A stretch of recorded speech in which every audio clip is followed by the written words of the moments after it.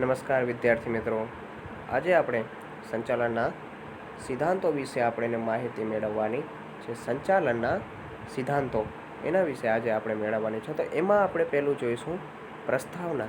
પ્રસ્તાવના શું કહેવા માંગે છે સંચાલનના સિદ્ધાંતોની? તો કે સંચાલન એ સદીઓથી ચાલી આવતી પ્રવૃત્તિ છે.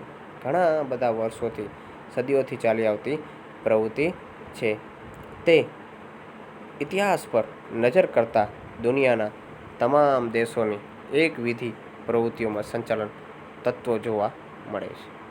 તેમાં અનેક વિધિ પ્રવૃત્તિઓમાં સંચાલનના અમુક તત્વો જોવા મળે છે. ભારતમાં ચંદ્રગુપ્ત મૌર્યના શાસનમાં, રાજ્ય વ્યવસ્થામાં અને છત્રપતિ શિવાજી મહારાજના સમયમાં યુદ્ધ રણનીતિ વ્યૂહરચનામાં સંચાલનનો સારી રીતે ઉપયોગ થયેલો જોવા મળે છે. આ બધી વસ્તુઓનો સંચાલનનો સિદ્ધાંતનો સારો એવો ઉપયોગ જોવા મળે છે. અનેક સંચાલન શાસ્ત્રીઓ, ચિંતકો, વિચારકો અને લેખકોએ સમયે પર સંચાલનની અવધારણાનું મૂલ્યાંકન અને પુનઃવિચારણા કરી નવા સિદ્ધાંતો પ્રતિપાદન કર્યું છે. નવા સંચાલનના સિદ્ધાંતો કેવી રીતે ઘડવા તેનું પ્રતિપાદન કર્યું છે. પુનઃવિચારણા એ વસ્તુ વિશે આપણે વિચારણા કરી અને તેની પુનઃવિચારણા વગેરેનો સમાવેશ કરવામાં આવ્યો છે. અને સમયાંતરે બદલાતો રહ્યો છે. છેલ્લા કેટલાક વર્ષોમાં સંચાલનની વિચારધારાઓ જુદા જુદા અભિગમ સ્વરૂપે રજૂ થતી રહી છે. જુદા જુદા અભિગમ સ્વરૂપે તે રજૂ થતી રહી છે. ફ્રેડરિક ટેલરથી લઈને Henry Ford, Gilbreth, Max Weber, Chester Bond, Peter F Drucker અને સી.કે. પ્રહલાદ જેવા સંચાલન શાસ્ત્રીઓ વિવિધ સિદ્ધાંતો પ્રતિપાદન દ્વારા સંચાલનના સિદ્ધાંતોનો યુગાનુકૂળ કરવામાં મહત્વનો ફાળો આપ્યો હતો. આ બધા જે વૈજ્ઞાનિકો છે તેને પોતાનું મહત્વનો યોગદાનપૂર્વક તેમાં ફાળો હોમેલો છે. હેરોલ્ડ કુંતજે તો સંચાલન વિચારધારાને જંગલ તરીકે ઓળખવામાં આવે છે. હવે આપણે જોઈએ તો કે જંગલ તરીકે કોને ઓળખવામાં આવે છે? તો કે કુંતજે તેના સંચાલન વિચારધારણાઓ જંગલ તરીકે ઓળખવામાં આવે છે. કોને જણાવ્યું? તો કે હેરોલ્ડ કુંતજને.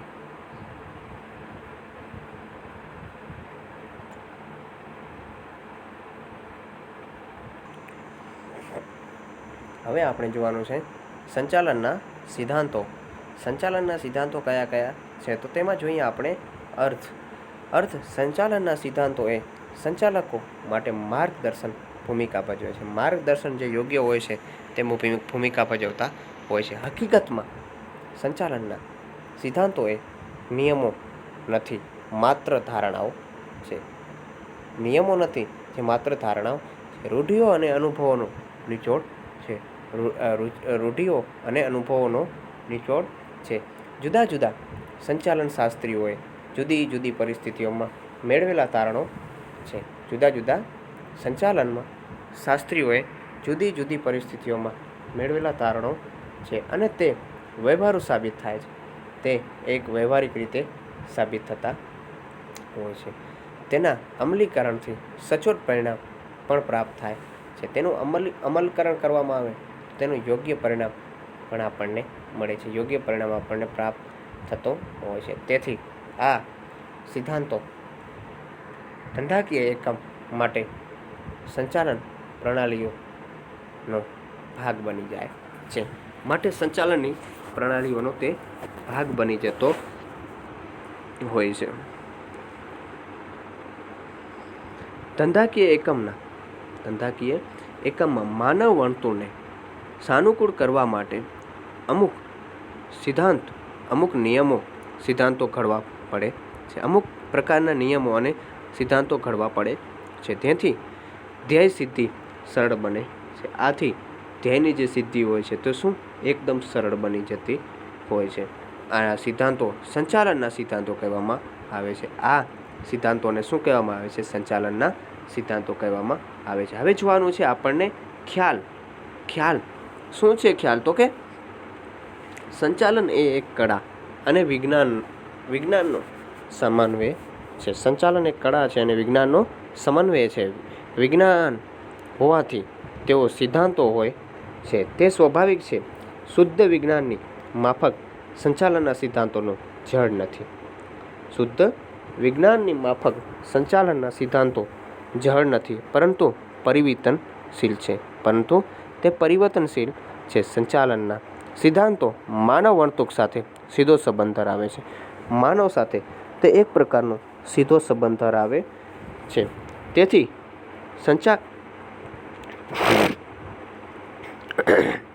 તેથી જ સમયાંતરે તેમાં જરૂરી ફેરફારો કરી નવા સિદ્ધાંતો ઉમેરાનો અવકાશ રહે છે. માનવ વર્તણૂક અને ટેકનોલોજી એવા પરિબળો છે કે જે આ સમયાંતરે બદલાતા રહે છે.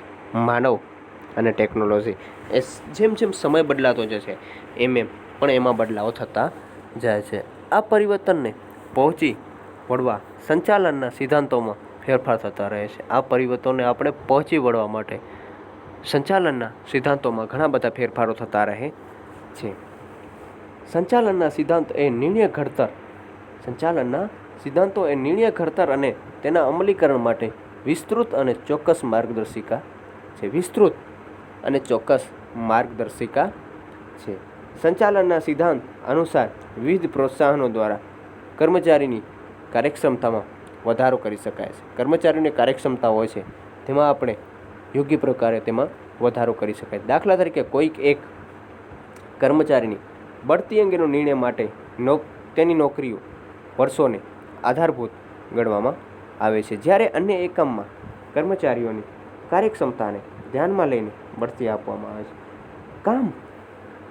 શું કામ કર્યું, શું કંપનીને તેને આવડત આપી વગેરે જોઈ બધું અને તેને કાર્યક્ષમતાને ધ્યાનમાં રાખી તેની બઢતી આપવામાં આવે છે. સંચાલનના સિદ્ધાંતો તથા સંચાલનની પ્રયુક્તિઓને વચ્ચેનો ભેદ સમજવો અન્ય જરૂરી છે. આ બધાને સમજવું અને ખૂબ જ જરૂરી બની રહે છે. પ્રયુક્તિઓ કે સિદ્ધાંત તો એ પ્રયુક્તિઓનો અમલ વખતે લેવામાં આવેલા નિર્ણયો અંગેની માર્ગદર્શિકા છે. તેમાં આવેલા નિર્ણયો અંગેની શું છે? માર્ગદર્શિકા છે. પ્રયુક્તિઓને જેમ કે સિદ્ધાંતોને અન્ય વચ્ચેનો ભેદ સમજવો પણ અત્યંત જરૂરી બને છે. એના વિશે ભેદ સમજવો એ ખૂબ જ જરૂરી બની રહે છે. મૂલ્યો એ સ્વીકાર્ય અથવા તો ઈચ્છનીય હોય છે. તે નૈતિકતા સાથે સંબંધ ધરાવે છે. સંબંધ ધરાવતા હોય જ્યારે સિદ્ધાંતો એ માનવ વર્તણૂક માટેનું સર્વ સામાન્ય સત્ય તથા માર્ગદર્શિકા છે. માનવ વર્તણૂક માટે તેમનું સર્વ સામાન્ય સત્ય તથા માર્ગદર્શિકા છે. સ્વરૂપ સંચાલન. હવે આપણે શેના વિશે જોવાનું છે? તો કે સ્વરૂપ વિશે આપણે માહિતી મેળવવાની છે. તો કે સંચાલનના સિદ્ધાંતો વ્યવહારુ તારણ છે. સંચાલનના જે સિદ્ધાંતો છે તે આપણે વહેવાતું તારણ છે, જડ નથી. આ સિદ્ધાંતો કાર્ય કરવા માટે માર્ગદર્શિકા છે. આ બધા કાર્યો કરવા માટે આ સિદ્ધાંતો શું છે કે તે કાર્ય કરવા માટે આપણને માર્ગદર્શિકા પૂરી પાડે છે, માર્ગદર્શન પૂરું પાડે છે. જે કાર્યો અને કારણને સંબંધ ધરાવે છે, જે કાર્ય અને કારણનો સંબંધ ધરાવે છે. સંચાલનના જુદા જુદા કાર્યો જેવા કે આયોજન, વ્યવસ્થાતંત્ર, દોરવણી અને અંકુશની અમલવારી વખતે સંચાલનના સિદ્ધાંતો સંચાલકોને નિર્ણય ઘડતર માટે માર્ગદર્શિકા ભૂમિકા પૂરી પાડે છે. માટેની માર્ગદર્શિકાની આપણે ભૂમિકા પૂરી પાડવામાં આવે છે. નિષ્ણાતોનું કહેવું છે કે આ સિદ્ધાંતો એ મોટે ભાગે સત્ય હોય છે. મોટે ભાગે શું હોય છે? સત્ય હોય છે, પરંતુ સંપૂર્ણ સત્ય નથી. પણ અપવાદનો નિયમ રહે છે. પરંતુ તેમાં થોડો ડાઉટફુલ અપવાદો રહેલા હોય છે. સંચાલનના સિદ્ધાંતોનું ઉપરોક્ત ચર્ચા પરથી તેના સ્વરૂપ અંગે નીચે મુજબ મુદ્દાઓ તારવી શકાય છે. સંચાલનના અપવાદોનો નિયમ રહે છે, પરંતુ સંચાલનના સિદ્ધાંતોનો ઉપરોક્ત ચર્ચા પરથી, તેની અલગ અલગ ચર્ચા ઉપરથી તેના મુદ્દાઓ નીચે મુજબ આપણે તારવી શકાય છે. પહેલું જોઈએ તો કે સાર્વત્રિક સ્વીકૃત. સાર્વત્રિક સ્વીકૃત વિશે આપણે માહિતી મેળવવાની છે. તો કે સંચાલનના સિદ્ધાંતો મોટા ભાગના ધંધાકીય એકમમાં લાગુ પાડી શકાય છે. સંચાલનના સિદ્ધાંતો મહત્વપૂર્ણ આપણે જોવા જઈએ તો શેમાં લાગુ પડતા હોય છે? તો ધંધાકીય એકમમાં લાગુ પડતા હોય છે. જ્યાં જ્યાં સામૂહિક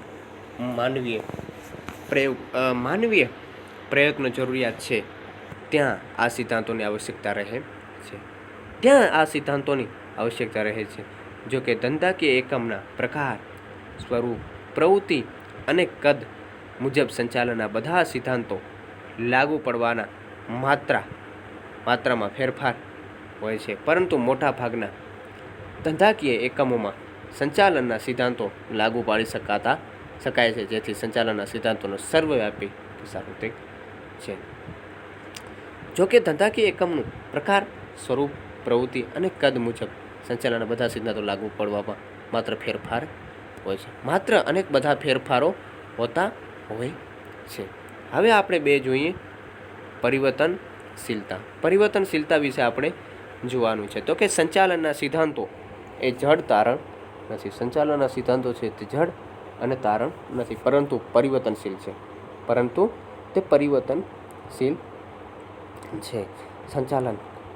સંચાલકે જ્યારે અને જેની પરિસ્થિતિમાં જરૂર જણાય ત્યાં તેઓ પરિવર્તનશીલ આવશ્યક છે. કેટલાક પરિસ્થિતિમાં આ સિદ્ધાંતો બંધ બેસતા નથી. કેટલીક પરિસ્થિતિમાં આ સિદ્ધાંતો બંધ બેસતા નથી. તે યોગ્ય નથી. બંધ બેસતા ન જણાય ત્યારે સંચાલકે તેમાં ફેરફાર કરવાની છૂટ રહે છે. તેમાં બંધ બેસતા ન દેખાય ત્યારે તેમાં ફેરફાર કરવાની છૂટ રહે છે. દાખલા તરીકે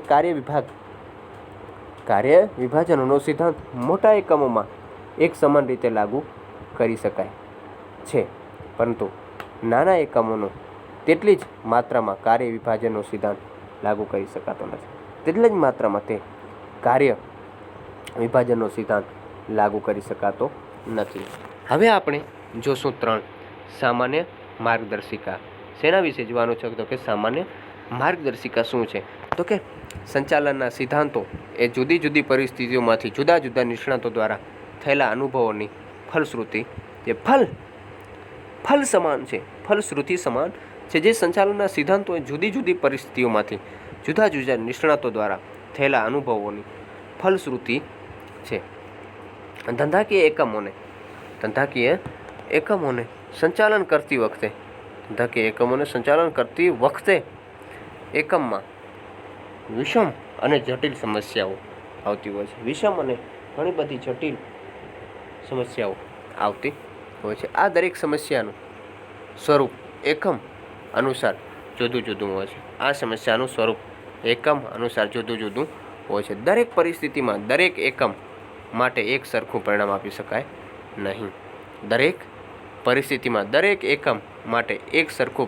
શકાય નહીં. તેથી સંચાલનના સિદ્ધાંતોને દરેક એકમ માટે ચુસ્ત રીતે લાગુ પાડી શકાય નહીં. પરંતુ સિદ્ધાંતોનો માત્ર એક માર્ગદર્શક તરીકે સાનુકૂળ પરિસ્થિતિમાં ઉપયોગ કરી ઈચ્છનીય પરિણામ મેળવી શકાય છે. પરંતુ માર્ગદર્શિકાનો ઉપયોગ કરી અને જે આપણે ઈચ્છીએ એવું આપણે ધારીએ એવું આપણે પરિણામ મેળવી શકાય છે. 4 માનવ વર્તણૂક. શું કેના વિશે જોવાનું છે? તો કે માનવ વર્તણૂક પર આધારિત. સંચાલનમાં માનવ કેન્દ્ર સ્થાને હોવાથી સંચાલનના સિદ્ધાંતો એ માનવ વર્તણૂક ઉપર મોટી અસર જન્માયેલી હોય છે. સંચાલનના સિદ્ધાંતોને માનવ વર્તણૂક સાથે સીધો સંબંધ રહેલો છે અને માનવ વર્તણૂક એ મનોવૈજ્ઞાનિક બાબત છે જે સંચાલનના સિદ્ધાંતોમાં અમલ વખતે ધ્યાનમાં લેવી જરૂરી છે. તે સંચાલનના સિદ્ધાંતના અમલ વખતે તેને ધ્યાનમાં લેવામાં આવે છે. કોને? તો કે માનવ વર્તણૂક પર આધારિત હોય છે. હવે જોઈએ આપણે 5 આકસ્મિકતા. શેના વિશે આપણે માહિતી મેળવવાની છે? તો કે આકસ્મિકતા. સંચાલનના સિદ્ધાંતો લાગુ પડવા માટે એક તત્વ આકસ્મિકતા પણ છે. એક તત્વ શું છે? આકસ્મિકતા પણ છે. કોઈ એક ચોક્કસ અનિવાર્ય પરિસ્થિતિમાં આ સિદ્ધાંતોનો ઉપયોગ દ્વારા એકમ જરૂરી નિર્ણયો લઈ ધ્યેય સિદ્ધિ સરળ બનાવી શકે છે. એકમ યોગ્ય નિર્ણય લઈ અને ધ્યેય સિદ્ધિ સરળ બનાવી શકે છે. જેમ કે કર્મચારીઓને યોગ્ય અને વ્યાજબી મહેનતાણું ચૂકવી જોઈએ. જેમ કે કર્મચારીઓને યોગ્ય અને વ્યાજબી મહેનતાણું ચૂકવવું જોઈએ. શું આ યોગ્ય અને વ્યાજબી છે? શું આ યોગ્ય અને વ્યાજબી છે? વિદ્યાર્થી મિત્રો, આકસ્મિકતા આપણને જરૂરિયાત પ્રમાણે આપણે વર્તતા હોઈએ છીએ. તે આકસ્મિકતા કે જરૂરિયાતોને આધાર અસરકારકતા પરિબળોને ધ્યાનમાં લઈ નક્કી કરી શકાય છે. આ બધાને ધ્યાનમાં લઈ અને એક સિદ્ધાંત, એક આકસ્મિકતા આપણને નક્કી કરી શકાય છે. હવે જોઈએ આપણે, હવે શેના વિશે? આપણે મહત્વ વિશે જોઈએ. તો કે શેનું? તો કે સંચાલનના સિદ્ધાંતોમાં પેલો ખ્યાલ જોયું, સ્વરૂપ જોયું. સ્વરૂપ આપણે હવે શેના વિશે જોવાનું છે? તો કે મહત્વ વિશે આપણે જોવાનું છે. સંચાલનના સિદ્ધાંતોએ સંચાલકીય વર્તણૂકને દીર્ઘ દ્રષ્ટિ પૂરી પાડે છે. દીર્ઘ દ્રષ્ટિ પૂરી પાડવામાં મદદરૂપ થાય છે. કોણ? તો કે મહત્વ.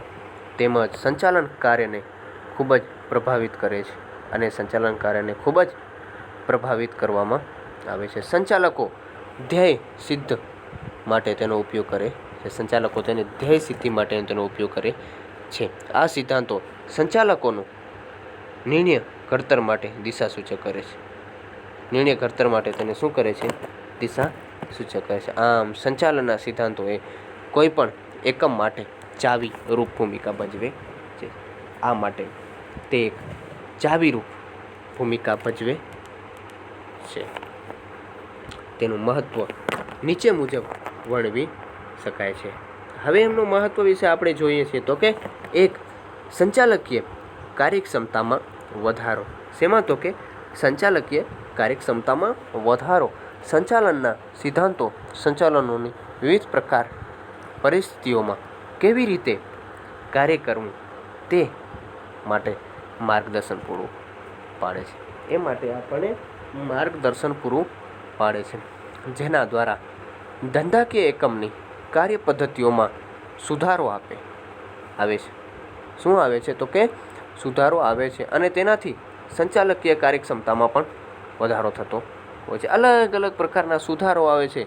જેમ જેમ આપણને સુધારો આવશે, કોઈ પણ વસ્તુમાં આપણે જોઈએ, કોઈ પણ વસ્તુ આપણે જોઈએ કે જે વસ્તુમાં સુધારો આવશે એ વસ્તુ યોગ્ય કામ આવશે. તેનું યોગ્ય કામ અને મદદરૂપ આવે છે. બે સંચાલનના ઇષ્ટતમ ઉપયોગ અને અસરકારકતામાં વહીવટ. જોઈએ તો કે સંચાલનનો ઇષ્ટતમ ઉપયોગ અને અસરકારક વહીવટ. ધંધાકીય એકમના પ્રાપ્ત થતા માનવ અને ભૌતિક સંસાધનો માટે ભાગે મર્યાદિત હોય છે. ધંધાકીય એકમમાં પ્રાપ્ત થતા માનવ અને ભૌતિક સંસાધનોનો મોટે ભાગે મર્યાદિત હોય છે. તેનો ઇષ્ટતમ ઉપયોગ કરવો અનિવાર્ય છે. તેનો ઇષ્ટતમ ઉપયોગ કરવો ખૂબ જ અનિવાર્ય છે. ઇષ્ટતમનો અર્થ એવો થાય છે કે સંસાધનોનો સંચાલનના સિદ્ધાંતો દ્વારા એવી રીતે ઉપયોગ કરવો કે જેથી ઓછામાં ઓછો ખર્ચ, વધુમાં વધુ લાભ મેળવી શકાય. ઇષ્ટતમ ઉપયોગ, ઓછામાં ઓછો ખર્ચ અને વધુમાં વધુ લાભ મેળવી શકાય છે. ઘણી વખત આપણે જોતા હોઈએ છીએ કે આપણું કોઈ પણ કાર્ય, દાખલા તરીકે આપણે કોઈ પણ ખેતી કરી રહ્યા છીએ, આપણો દેશ ખેતી પ્રધાન દેશ છે, તો આપણે ઘણી વખત ખેતી કરતા હોઈએ છીએ, તો આપણે એક બિયારણમાંથી 100 બી ઉત્પન્ન કરતા હોઈએ છીએ. વાત કરીએ તો એક મગફળીના દાણામાંથી આપણે ઘણા બધા દાણાઓ ઉત્પન્ન કરતા હોઈએ છીએ. આ માટે આપણે જોયું તો કે ઓછામાં ઓછો ખર્ચે વધુમાં વધુ લાભ મળે તેવી બધા પ્રયત્ન કરતા હોય છે. સંચાલનના સિદ્ધાંતો સંચાલકોને તેમના દ્વારા લેવામાં આવતા નિર્ણયો, કાર્યનું કારણ અને અસરકારક જોવા મળે છે. અસરકારક માટેની તક આપે છે, જેનાથી પ્રયત્ન અને ભૂલ દ્વારા થતો બગાડ અટકાવી શકાય છે. આ માટેનું પ્રયત્ન અને ભૂલ દ્વારા થતો બગાડ તેને આપણે અટકાવી શકાય છે. હવે આપણે જોશું 3 વૈજ્ઞાનિક આપણે જોશું 3 વૈજ્ઞાનિક અને તાર્કિક નિર્ણયો માટે મદદરૂપ. વૈજ્ઞાનિક અને તાર્કિક નિર્ણયો માટે મદદરૂપ વિશે આપણે માહિતી મેળવીશું. તો કે નિર્ણયો હંમેશા હકીકત આધારિત, વૈચારિક રીતે લેવાયેલા, હેતુને સુસંગત અને ન્યાયી હોવા જોઈએ. નિર્ણયો હંમેશા હકીકત આધારિત, વૈચારિક રીતે લેવાયેલા, હેતુને સુસંગત અને ન્યાયી હોવા જોઈએ. સુસંગત અને ન્યાયી હોવા ખૂબ જ જરૂરી બની રહે છે. તે ઉપરાંત નિર્ણય સમયસર, વાસ્તવિકતા પૂર્ણ અને અસરકારક હોવા જોઈએ. પૂર્ણ અને અસરકારક હોવા ખૂબ જ જરૂરી બની રહે છે. સંચાલનના સિદ્ધાંતો સંચાલકોને યોગ્ય નિર્ણય લેવા માટે ચાવીરૂપ ભૂમિકા પૂરી પાડે છે. તેની ચાવીરૂપ યોગ્ય ભૂમિકા પૂરી પાડવામાં ખૂબ જ મદદરૂપ બને છે. સંચાલનના સિદ્ધાંતોમાં ઉપયોગ દ્વારા પક્ષપાત અને પૂર્વગ્રહ ઉપર વગરના યોગ્ય નિર્ણયો સમયસર લાવી શકાય છે. તેના નિર્ણયો આપણે સમયસર લાવી શકાય છે. 4 બદલાતા જતા ધંધાકીય પર્યાવરણને પહોંચી વળવા. હવે આપણે જોવાનું છે તો કે બદલાતા જતા ધંધાકીય પર્યાવરણને મુદ્દા નંબર આપણે 3 જોવાનું છે તો કે વૈજ્ઞાનિક અને તાર્કિક નિર્ણયો માટે મદદરૂપ. નિર્ણય હંમેશા હકીકત આધારિત, વૈચારિક રીતે લેવાયેલો, હેતુ સુસંગત અને ન્યાયી હોવો જોઈએ. વિચાર હંમેશા એક જ, હકીકત રીતે, ખોટો વિચાર નહીં. તમારા માઇન્ડમાંથી વિચારી લીધું કે આ ધંધો આપણે કરવો છે તો એ ધંધો આપણે એ જ કરવો જોઈએ. વૈચારિક રીતે લેવાયેલો, હેતુને સુસંગત અને ન્યાયી હોવો જોઈએ. હેતુને સુસંગત અને ન્યાયી હોવો જરૂરી બની રહે છે. તે ઉપરાંત નિર્ણયો સમયસર, વાસ્તવિકતાપૂર્ણ અને અસરકારક હોવા જોઈએ. વાસ્તવિકતાપૂર્વક અને અસરકારક તો હોવા જોઈએ. સંચાલનના સિદ્ધાંતો સંચાલકોને યોગ્ય નિર્ણય લેવા માટે ચાવીરૂપ ભૂમિકા પૂરી પાડે છે. સંચાલનના સિદ્ધાંતોમાં ઉપયોગ દ્વારા પક્ષપાત અને પૂર્વગ્રહ વગર યોગ્ય નિર્ણય સમયસર લઈ શકાય છે. પક્ષપાત વગર અને સમયાંતરે તેનો યોગ્ય નિર્ણય લઈ શકાય છે. 4 બદલાતા જતા ધંધાકીય પર્યાવરણને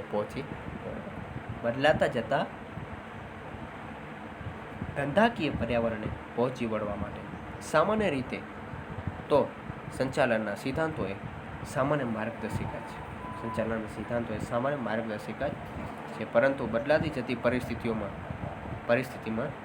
જતી પરિસ્થિતિમાં બદલાતા જતા ધંધાકીય પર્યાવરણને પહોંચી વળવા સંચાલનના સિદ્ધાંતોનો ઉપયોગ જરૂરી છે. બદલાતી જતી માર્ગદર્શિકા તેના સિદ્ધાંતો જરૂરિયાત ખૂબ જ પૂરી પાડે છે. 5 સામાજિક જવાબદારી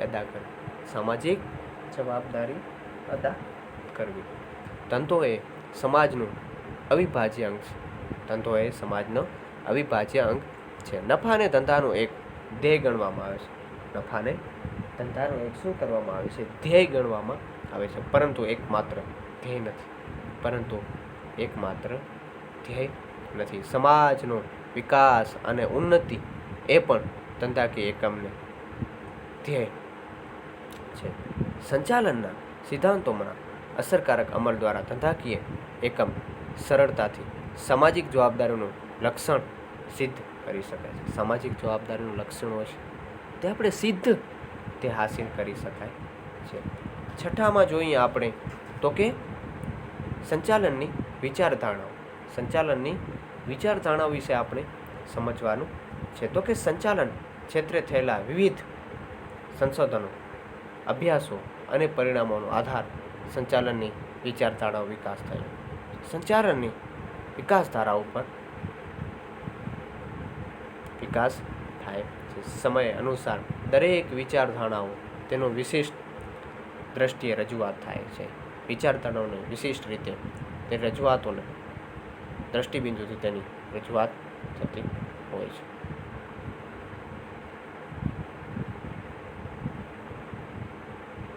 તેથી પણ આ અનેક શાખાઓ પ્રશાખાઓ તેનો હેતુ યોગ્ય નક્કી કરતો હોય છે. હવે આપણે જોશું એ સંચાલનની વિચારધારાઓ. સંચાલન ક્ષેત્રે થયેલા વિવિધ સંશોધનો, અભ્યાસો અને પરિણામોના આધારે સંચાલનની વિચારધારાનો વિકાસ થયો. સમય અનુસાર દરેક વિચારધારાઓ તથા તેના વિશેષ દ્રષ્ટિબિંદુ રજૂઆત છે. આ વિચારધારણાઓમાં પણ અનેક સંચાલન શાસ્ત્રીઓએ અલગ અલગ મત આપી, જુદા જુદા સિદ્ધાંતો આપ્યા છે. અલગ અલગ શાસ્ત્રીઓએ મત આપી અને તેના અલગ અલગ જુદા જુદા સિદ્ધાંતો આપ્યા છે. જેથી તેમાં પણ અનેક શાખાઓ પ્રશાખાઓ વિકાસ થયો છે. અનેક શાખાઓ અને પ્રશાખાઓનો તેને વિકાસ થયો છે. તેને સંચાલનને વિચારધારાઓ અથવા તો અભિગમો પણ કહેવામાં આવે છે. આ માટે તેને સંચાલનની વિચારધારાઓ અથવા તો અભિગમો પણ કહેવામાં આવે છે. સંચાલનની કેટલીક વિચારધારણાઓ નીચે મુજબ છે. સંચાલનની અમુક વિચારધારાઓ નીચે મુજબ છે. તો કે પ્રશિષ્ટ વિચારધારણાઓ. શું કહેવાય? તો કે પ્રશિષ્ટ વિચારધારણાઓ. સંચાલનની વિચારધારણાઓમાં 19મી સદીના અંત સુધીમાં વિચારો રજૂ થઈ છે. તે વિચારધારાઓ પ્રસિદ્ધ વિચારધારણા તરીકે ઓળખવામાં આવે છે. 19મી સદીના અંત સુધી જે વિચારધારણાઓ રજૂ થઈ છે તેને આપણે શું કહીએ છીએ કે વિચારધારાઓને પ્રશિષ્ટ વિચારધારણાઓ તરીકે ઓળખવામાં આવે છે. પ્રશિષ્ટ વિચારધારણાઓ મુખ્યત્વે પ્રણાલી સંચાલનને શાસ્ત્રીઓ Frederick Taylor, Max Weber, Gilbert, Henry Gantt અને હેનરી ફ્યોલ છે. પ્રશિષ્ટ વિચારધારણાઓ કોને કોને આપી? તો કે ફ્રેડરિક ટેલરે, મેક્સ વેબરે, ગિલબર્થે, હેનરી ગ્રેન્ટે અને હેનરી ફ્યોલે. પ્રશિષ્ટ વિચારધારણામાં ટેલરનો ફાળો ખૂબ જ મહત્વનો છે. જે ટેલરનો પ્રશિષ્ટ વિચારધારામાં કોનો ફાળો મહત્વનો છે? તો કે ટેલરનો ફાળો. વિદ્યાર્થી મિત્રો યાદ રાખજો કે કોનો ફાળો મહત્વનો છે? તો કે ટેલરનો ફાળો ખૂબ જ મહત્વનો છે. ફ્રેડરિક ટેલરે આપેલા વૈજ્ઞાનિક સંચાલનના સિદ્ધાંતો, સંચાલનના વિચારધારાઓ આજે પણ પ્રસિદ્ધ છે. સંચાલનની વિચારધારાઓ આજે પણ તે પ્રસિદ્ધ છે. વૈજ્ઞાનિક સંચાલનનો અભિગમ રૂઢિગત પદ્ધતિઓ બદલે સમય અને ગતિની નિરીક્ષક દ્વારા વૈજ્ઞાનિક રીતે રજૂ થયેલા સિદ્ધાંતોને અપનાવવાની તરફેણ કરે છે. વૈજ્ઞાનિક સંચાલનના સિદ્ધાંતોનો મુખ્ય પ્રદાન વ્યવસ્થાતંત્રમાં વિશિષ્ટકરણ, ઉત્તેજક, વેતન વ્યવસ્થા, જવાબદારી અને કાર્યોની વૈજ્ઞાનિક રીતે વહેંચણી બાબતે રહેલો છે. પ્રશિષ્ટ વિચારધારાઓ હેનરી ફ્યોલનું પ્રદાન પણ નોંધપાત્ર રહ્યું છે. હેનરી ફ્યોલનું પણ યોગદાન નોંધપાત્ર રહ્યું છે. એમાં સંચાલનના સામાન્ય સિદ્ધાંતો આપી સંચાલનના વિચારધારણાઓ મહત્વનું યોગદાન આપ્યું છે. તેમણે ધંધાકીય એકમમાં વિવિધ કાર્યોની સપાટી નક્કી કરે છે. વિવિધ કાર્યોની શું કરે છે? સપાટી નક્કી કરે છે. કાર્યની મર્યાદા નક્કી કરવાનું હોય છે. સપાટીઓ નક્કી કરી અને કાર્યની મર્યાદાઓ નક્કી કરવાનું હોય છે. પ્રયત્ન કર્યો જુદા જુદા સ્તરે સંચાલકીય ફરજો બજાવવા માટે સંચાલનની સાર્વત્રિક સિદ્ધાંતો માર્ગદર્શિકાઓ રૂપે આપ્યા. આ સિવાય પ્રશિષ્ટ વિચારધારણાઓ મેક્સ વેબરના અમલદારીશાહી વિચારવાનું પણ પ્રદાન થયું છે. ઘણા બધા વૈજ્ઞાનિકોએ આ પ્રશિષ્ટ વિચારધારણાઓ પોતપોતાની વિચારધારણાઓ રજૂ કરવામાં આવી છે. 19મી સદીના અંત સુધી ઔદ્યોગિક ક્રાંતિને પરિણામે ધંધાકીય એકમનું સ્વરૂપ અને કદ બદલાવા લાગ્યું. તો કે ધંધાનું સ્વરૂપ અને કદ ક્યારે બદલાવા લાગ્યું? તો કે 19મી સદીના અંત સુધી.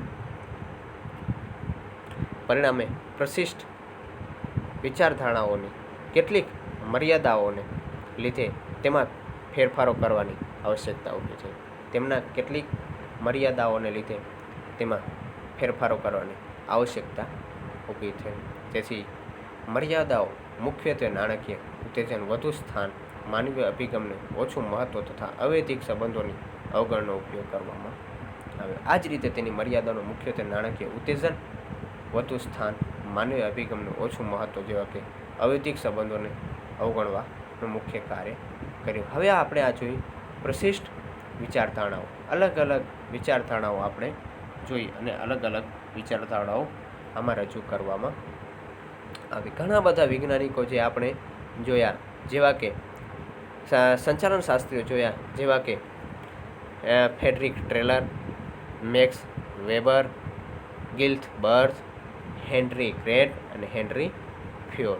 પછી નીચે આપણે જોયું તો કે ઔદ્યોગિક ક્રાંતિને પરિણામે ધંધાકીય એકમનું સ્વરૂપ અને કદ ક્યારે બદલાયું? તો કે 19મી સદીના અંત સુધી આ બદલાવવામાં આવ્યું.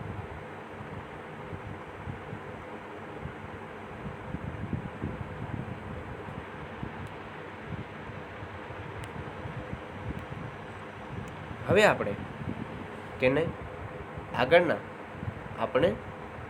આગળના લેક્ચરમાં જોશું નવપ્રશિષ્ટ સંચાલનની વિચારધારણાઓ.